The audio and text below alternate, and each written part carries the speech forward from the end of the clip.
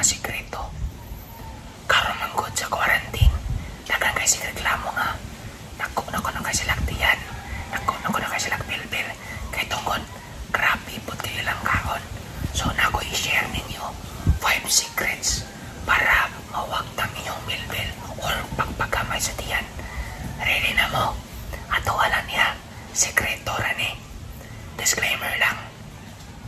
Dili ko professional trainer. Pero feeling lang.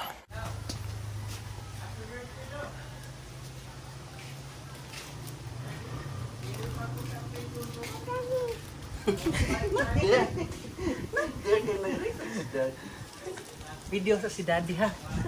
Snacks ka ha.